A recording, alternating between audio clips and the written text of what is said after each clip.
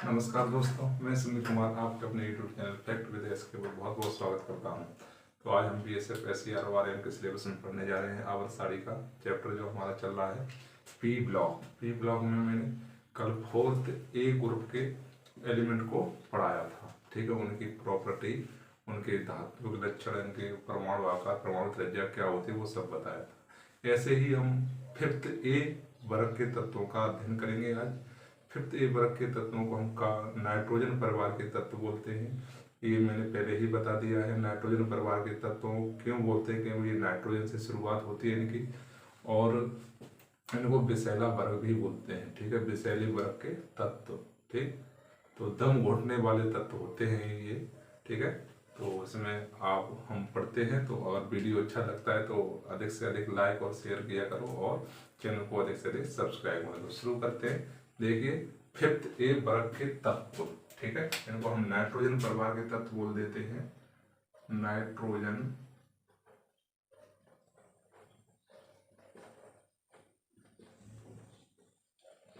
के तत्व, ठीक है।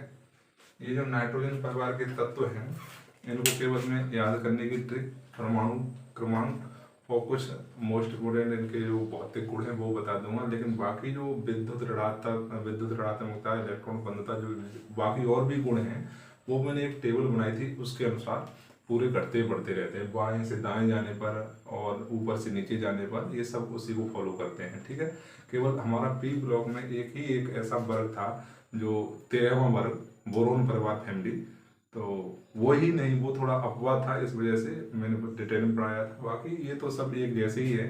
ठीक है, तो उस टेबल को आप अच्छी तरह से याद कर लीजिए तो वो पूरा समझ में आएगा। फिर भी थोड़ा सा डिटेल में देख लेते हैं। देखिए, नाइट्रोजन परिवार तत्व ये कहाँ से निकलता है, इसको हम बनाते हैं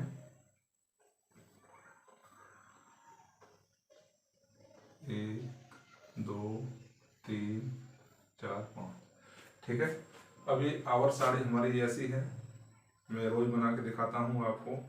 ठीक है,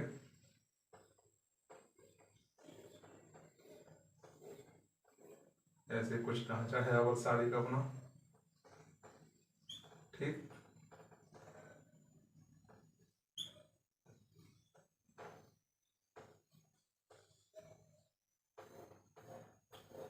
ये दो F ब्लॉक है। ठीक है, ये S ब्लॉक है, ये P ब्लॉक है, ये D ब्लॉक है, और ये F ब्लॉक है। इसमें हम जो 5th A वर्ग का है, 5th A वर्ग 15वां वर्ग, जो नाइट्रोजन परिवार के एलिमेंट रखे गए हैं इसमें, हम उसका अध्ययन करने जा रहे हैं। तो वो हमने एक अलग ये निकाल के रख लिया है। ठीक है, आवर्त सारणी आपके पास होगी, आप देख लेना उसमें। ठीक, चलो, तो हम यहाँ लिखते हैं 5th A।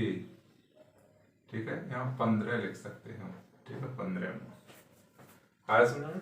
इसमें कौन कौन से तत्व रखे गए हैं, नाइट्रोजन परिवार के हैं, तो ऑब्वियसली बात है पहले नाइट्रोजन ही आएगा। ठीक है, तो नाइट्रोजन NPS में सब बीमार। ठीक है, ये है NPS में सब बीमार। ठीक, अब इसको हम विषैला वर्ग भी बोलते हैं। ठीक है, दम घोटने वाला वर्ग होता है ये, क्योंकि ये सारी इसमें 2-3 गैसें हैं, बाकी धातु और उप धातु भी हैं। ठीक है, नाइट्रोजन एक गैस है, लेकिन पहले वो अधातु है, उसके बाद गैस है। ठीक है, चलो देख लेते हैं इनके परमाणु क्रमांक कैसे। 32 से स्टार्ट करो, 32 32 18 18 और 8। ठीक है, ऐसे करके करेंगे इसके परमाणु क्रमांक। तो नाइट्रोजन का तो मैंने बताया, जो पहले वर्ग के पहले नंबर पे आते हैं वर्ग में, उनका तो आपको याद करना पड़ेगा। तो नाइट्रोजन का 7 होता है। ठीक है, अब इनको जोड़ दो, 7 8 15, 15 8 33 हो जाएगा, 33 8 हो जाएगा, 3 8 11, 3 और 1 4 1 5 51, और 51 और 32, 1 और 2 3, 5 और 3 8 83। ठीक है, ये इनके परमाणु क्रमांक हो गए। मैंने बता दिया कैसे निकाला जाता है परमाणु क्रमांक। ठीक है, हमें ये सीरीज याद रखनी है, 32 32 18 18। ठीक, और ये आवर्त देख लेते हैं, ये दूसरे आवर्त का है, ये तीसरे आवर्त का है, ये चौथे आवर्त का है, ये 5वें आवर्त का है, ये 6ठे आवर्त का है। ठीक है, आ गया होगा समझ में। ठीक, ये विषैले तत्व होते हैं। और इसमें अगर देखना चाहो तो देखिए आर्सेनिक और एंटीमनी, ठीक है, Sb, ये क्या होते हैं हमारे पास उपधातु, ठीक, उपधातु, आर्सेनिक और एंटीमनी, ठीक, उपधातु। और ये क्या है, धातु, विस्मृत धातु, ठीक, और ये अधातु, अधातु, ठीक। अधातु तो गैसीय और द्रव अवस्था दोनों में पाई जाती है, मैंने बताया है।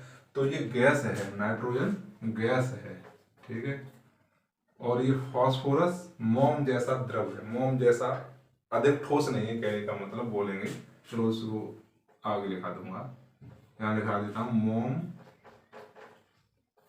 मोम जैसा पदार्थ, ठीक। मोम नहीं होता है, न तो ज्यादा ठोस भी होता है न ज्यादा, और बाकी के ये सारे ठोस हैं, ठोस अवस्था में पाए जाते हैं, ठीक।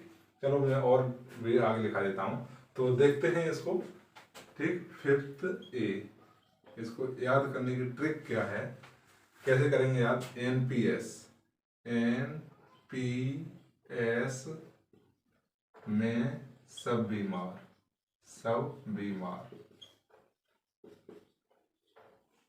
NPS से नहीं कर लो, ठीक है। देखिए एक ट्रिक है, ट्रिक कोई भी बना सकता है, ठीक है। तो मैंने अपने लेवल पे बनाई है। NPS जानते हो क्या है? NPS ये न्यू पेंशन सिस्टम है, ठीक है, जो अभी 2004 के बाद सरकार ने जारी की है। उसके आधार पर मैंने ये ट्रिक बनाई है। NPS में सब बीमार, मतलब NPS में सब बीमार, कोई फायदा नहीं है NPS से, इस वजह से NPS में सब बीमार, ऐसे करके मैंने ट्रिक बना दी है, ठीक है। तो N से क्या हो जाएगा, N, P से P, S से AS, में इसको हमने साइलेंट रखा है, इसका कोई मतलब नहीं है, ठीक है। सब से SB और बीमार से BR, ठीक है। N का मतलब होता है नाइट्रोजन, P का फास्फोरस, आर्सेनिक, एंटीमनी, विस्मित, ठीक है। लिख लेना आप, नाइट्रोजन, फास्फोरस, आर्सेनिक, एंटीमनी और विस्मित, ठीक। तो ये हो गया इसके परमाणु क्रमांक 7, 15, 33 और 51, 83 निकालने का तरीका मैंने बता दिया। अगर याद रखना चाहते हो इनका मोबाइल नंबर लिख लो, ऐसे करके मोबाइल के तौर पे याद रखो तो याद जल्दी हो जाते हैं, ठीक है। क्योंकि आप हर चीज़ का मोबाइल नंबर याद हो जाता है, तो इनको भी एक तरह से मोबाइल नंबर आप मान सकते हो। ये क्या हो जाएगा, 07 15 33 51 और 83, ठीक है। ये मोबाइल नंबर किसका हो गया, नाइट्रोजन परिवार का मोबाइल नंबर है, ठीक है। आप अपने हिसाब से याद कर लो, नाइट्रोजन परिवार का मोबाइल नंबर, ठीक। 07 15 33 51 और 83, ठीक है। चलो ये हो गया याद करने की ट्रिक। और परमाणु क्रमांक कैसे निकाला, ये जो मैंने निकालने की तरीका बता दिया कैसे निकाला जाता है। 32 32 लिखेंगे, 18 18 फिर 8, ठीक है। तो पहले तत्व का तो याद करना ही पड़ेगा, उसके बाद इसमें आप जोड़ते जाओगे, 7 8 जोड़े 15, 15 18 जोड़े 33, 33 18 जोड़े 51, 51 32 जोड़े 83। नीचे एक और भी तत्व है, वो इसमें लेते नहीं है क्योंकि इसकी प्रॉपर्टी अभी तक ज्ञात नहीं हुई है, ठीक है। वो भी P ब्लॉक में ही आता है, लेकिन उसको हम अभी लिए नहीं है, ठीक है। अभी उनका अध्ययन नहीं, उनकी कोई प्रॉपर्टी ज्ञात नहीं है आज तक, तो इस वजह से 6 ही तत्वों का हम अध्ययन करते हैं, ठीक है। चलो 6 के 5 तत्व का है, ठीक है, उतार लो।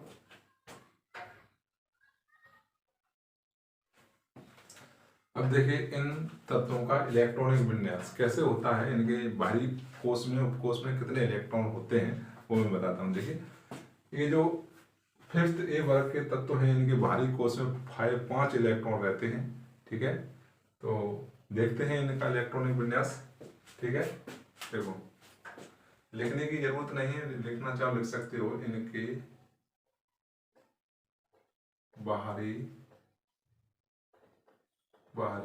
उपकोश का इलेक्ट्रॉनिक विन्यास NS2 और NP3 होता है,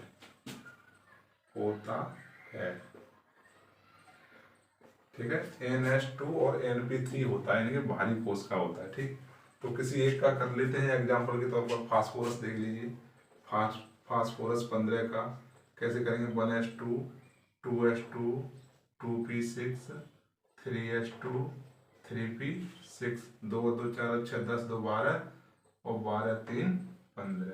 ठीक है, तो देखिए NH2 और NP3 आया है ना, NH2 और NP3। ठीक है, N की जगह कोई भी संख्या हो सकती है, लेकिन ये ऊपर वाले सेम होने चाहिए। ठीक, 2 और 3। ठीक है, तो इनके भारी कोश का इलेक्ट्रॉन विन्यास NH2 और NP3 होता है। ठीक, ये हो गया।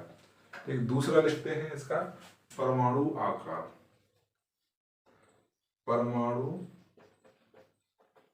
परमाणु आकार या त्रिज्या या आयनिक त्रिज्या, कुछ भी पूछ सकता है। ठीक है,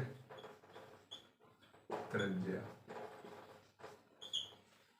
क्या होती है, परमाणु आकार त्रिज्या, ये जो मैं पहले बता दिया, जो टेबल में है ना उसी के अनुसार ये फॉलो करता है उस टेबल को। ठीक है, तो क्या होगा, वर्ग में ऊपर से नीचे आने पर बढ़ती है। क्यों बढ़ती है, परमाणु के मास बढ़ रहा है, इस वजह से बढ़ेगी, मतलब इनका परमाणु है ना फैलता जाएगा। ठीक है, इसमें दो कक्षा है, इसमें 3 कक्षा बनेगी, इसमें 4 कक्षा, इसमें 5 6, तो परमाणु आकार भी बढ़ता जाएगा। और परमाणु आकार बढ़ेगा तो त्रिज्या भी बढ़ेगी। ठीक है, तो आप लिखना चाहो लिख सकते हो उसको, अगर वो टेबल से याद करना चाहो तो वो बढ़िया रहेगा। ठीक है, इसमें लिख दो वर्ग में, इनका नियम वो क्रम लिख देते हैं। ठीक है, एन बढ़ता जाता है, एन पी, फिर बढ़ेगा एस, फिर बढ़ेगा एस बी, फिर बढ़ेगा विस्मित। ठीक है, ये हो गया परमाणु आकार, परमाणु त्रिज्या, आयनिक त्रिज्या।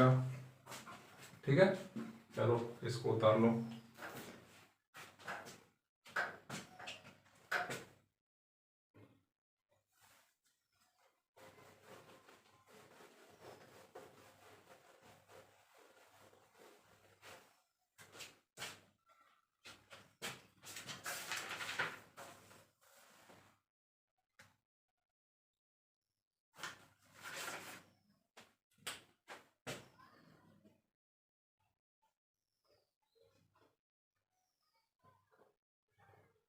घनत्व देखते हैं, डेंसिटी, घनत्व। ठीक, घनत्व भी बढ़ जाता है, वर्ग में ऊपर से नीचे आने पर बढ़ता है घनत्व। क्यों बढ़ता है वो मैंने कल बताया था, उसी हिसाब से बढ़ता है। ये वैसे लिखाने का मेरा मकसद ये समझाने का यही था कि जो मैंने टेबल बनाई थी वो पूरा वो मतलब बोरॉन को छोड़ के, बोरॉन परिवार को छोड़ के बाकी सब वो ये फॉलो करती है। ठीक है, तो लिखना देख लो, घनत्व का क्या हो जाएगा, ये वर्ग में ऊपर से नीचे आने पर बढ़ता है।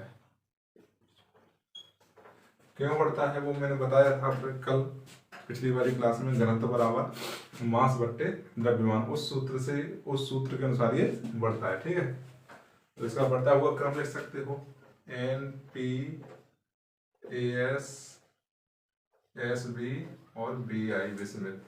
ठीक है, तीसरा देखिए, तीसरा होता है अपरूपता। अपरूपता मैंने बताया था क्या होता है अपरूपता। तो अपरूपता में क्या है, इसमें बाकी सब तत्व अपरूपता प्रदर्शित करते हैं, लेकिन विस्मित एक ऐसा तत्व है जो अपरूपता प्रदर्शित नहीं करता है। इसमें लिख दो, विस्मित को छोड़कर बाकी सभी तत्व अपरूपता प्रदर्शित करते हैं।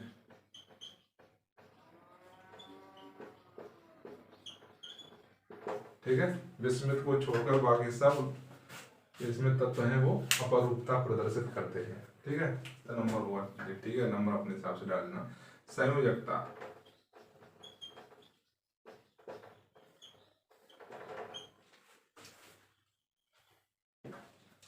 संयोजकता देखते हैं।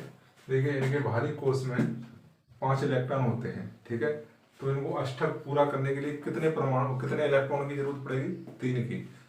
तो ये कितने इलेक्ट्रॉन से साझा कर रहा है, 3 इलेक्ट्रॉन से साझा कर रहा है, तो संयोजकता कितनी हो गई, 3 हो गई। ठीक है, तो यहां लिख सकते हैं संयोजकता, इनकी संयोजकता संयोजकता 3 होती है, लेकिन इसमें एक और है, लेकिन नाइट्रोजन को छोड़कर बाकी के है ना 5 भी प्रदर्शित करते हैं। ठीक है, ऐसे लिख देते हैं, लेकिन नाइट्रोजन को छोड़कर शेष तत्व 5 संयोजकता भी प्रदर्शित करते हैं।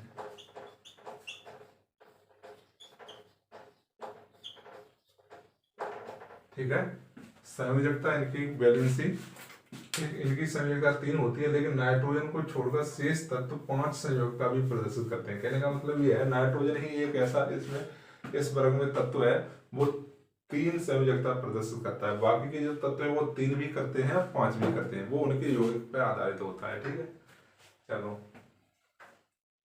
डाल लो इसको।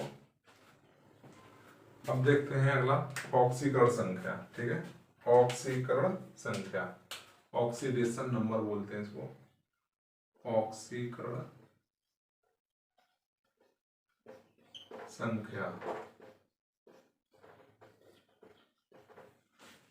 ये जो इस वर्ग के तत्व है ना -3 से लेके +5 तक की ऑक्सीकरण संख्या प्रदर्शित करते हैं, मतलब -3 भी करते हैं और +5 भी करते हैं। ठीक है, इनकी ऑक्सीकरण संख्या बोलो, इस वर्ग के तत्व -3 से लेकर +5 तक ऑक्सीकरण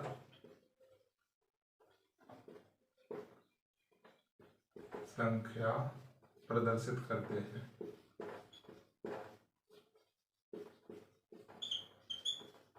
ठीक है, -3 से लेकर +5 तक ऑक्सीकरण संख्या प्रदर्शित करते हैं। अब देखो अगला नंबर, यौगिकों की प्रकृति। यौगिकों की प्रकृति, यौगिकों की प्रकृति का मतलब ये है, ये किसी दूसरे एलिमेंट से अगर मिलते हैं, संयोग करते हैं, तो कैसा यौगिक बनाते हैं। ठीक है, सहसंयोजक, विद्युत आयनिक संयोजक, ऐसे कुछ कौन सा संयोजक बनाते हैं। ठीक है, तो ये बनाते हैं सहसंयोजक बंध,